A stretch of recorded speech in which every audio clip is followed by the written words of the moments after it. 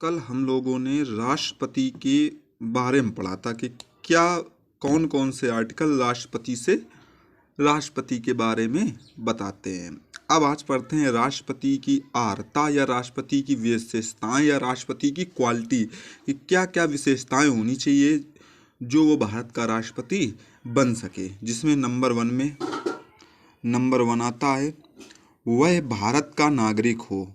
वह भारत का नागरिक हो। वह भारत का नागरिक हो।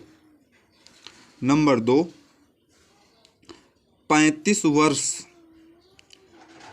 की आयु 35 वर्ष की आयु पूरी कर चुका हो। नंबर वन क्या है? वह भारत का नागरिक हो। नंबर दो, 35 वर्ष की आयु पूरी कर चुका हो। और नंबर तीसरा आता है, लोकसभा का सदस्य बनने योग्य हो या लोकसभा का सदस्य बनने की अर्हता रखता हो। लोकसभा का सदस्य बनने योग्य हो या लोकसभा के सदस्य बनने की अर्हता रखता हो। ये होना चाहिए, लोकसभा का सदस्य बनने की अर्हता रखता हो या लोकसभा का सदस्य बनने योग्य हो। चौथा नंबर क्या है? चौथा नंबर तुम्हारा है, लाभ के पद पर ना हो। लाभ के पद पर ना हो। ये याद रखना कि संविधान में कहीं भी लाभ के पद को परिभाषित नहीं किया गया है। संविधान में कहीं भी लाभ के पद को परिभाषित नहीं किया गया है। ये जो बोलते हैं कि नौकरी पेशा में, ये सब गलत है। लाभ के पद को संविधान में कहीं भी परिभाषित नहीं किया गया है। लाभ के पद को संविधान में कहीं भी परिभाषित नहीं किया गया हो। ये 4 क्वालिटी होनी चाहिए। वह भारत का नागरिक हो, 35 वर्ष की आयु पूरी कर चुका हो, लोकसभा का सदस्य बनने योग्य हो या लोकसभा का सदस्य बनने की अर्हता रखता हो, लाभ के पद पर ना हो।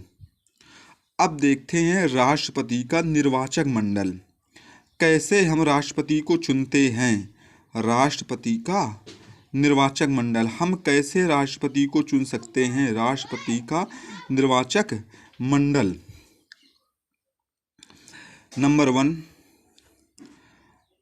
राष्ट्रपति को जो चुनते हैं, या अभी नंबर 1 न डालो, लिखो भारत के राष्ट्रपति का निर्वाचन एक निर्वाचक मंडल द्वारा किया जाता है। भारत के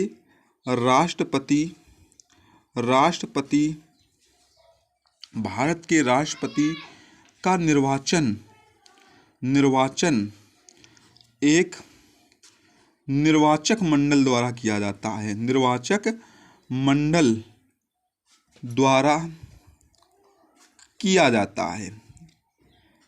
जाता है जो निम्न है, जिसमें नंबर वन राज्यसभा के निर्वाचित सदस्य। वर्तमान में राज्यसभा के कितने निर्वाचित सदस्य हैं? ये अगले वीडियो में मैंने बताया था। वर्तमान में राज्यसभा के निर्वाचित सदस्य वर्तमान में राज्यसभा के कितने निर्वाचित सदस्य हैं? 233। नंबर दूसरा, लोकसभा के निर्वाचित सदस्य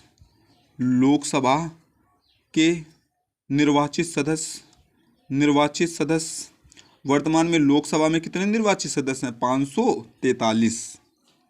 नंबर तीसरा, राज्य विधानसभाओं के निर्वाचित सदस्य। राज्य विधानसभाओं के निर्वाचित सदस्य, राज्य विधानसभाओं के निर्वाचित निर्वाचित सदस्य, राज्य विधानसभाओं के निर्वाचित सदस्य। नंबर चौथा है दिल्ली, दिल्ली व पुडुचेरी, पुडुचेरी विधानसभा के निर्वाचित सदस्य, दिल्ली व पुडुचेरी विधानसभा के निर्वाचित सदस्य। दिल्ली और पुडुचेरी एक क्या है? एक केंद्र शासित प्रदेश हैं। क्या है? एक केंद्र शासित प्रदेश हैं। इनके भी सदस्य राष्ट्रपति के चुनाव में भाग लेते हैं, राष्ट्रपति के चुनाव में भाग लेते हैं।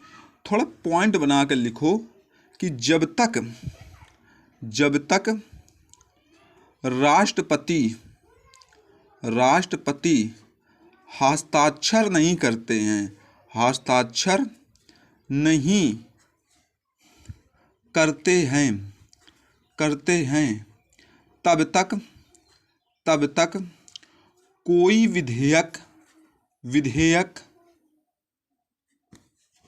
विधेयक अधिनियम या कानून नहीं बनता है। जैसे तुम्हारा वर्तमान में चल रहा है कोरोना वायरस, इसके खिलाफ कोई विधेयक पास हुआ, तो जब तक कोई विधेयक लाया गया, इसके खिलाफ कोई विधेयक लाया गया, इसके मंत्रिपरिषद कोई विधेयक लाई, लोकसभा लाई या राज्यसभा, तो जब तक राष्ट्रपति हस्ताक्षर नहीं करेंगे इसको लागू नहीं किया जाएगा। तब तक वह लागू नहीं हो सकता है जब तक राष्ट्रपति हस्ताक्षर नहीं करते हैं।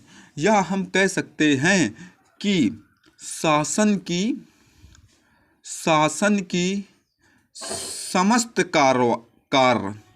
समस्त कार्य राष्ट्रपति के नाम से ही किए जाते हैं। शासन के समस्त कार्य राष्ट्रपति के नाम से ही किए जाते हैं। कोई भी कार्य हो, जैसे संधि करना है, किसी देश से युद्ध हो गया, संधि करना है, तो किसके नाम से की जाएगी? राष्ट्रपति के नाम से। मतलब कोई भी कार्य हो वो किसके नाम से किया जाता है? राष्ट्रपति। भले ही वो प्रधानमंत्री करते हों, लेकिन नाम किसका होता है? नाम होता है राष्ट्रपति का। नाम किसका होता है? राष्ट्रपति का। राष्ट्रपति का जो चुनाव है, राष्ट्रपति का चुनाव हम अनुपातिक प्रतिनिधित्व की एकल अनुपातिक प्रतिनिधित्व की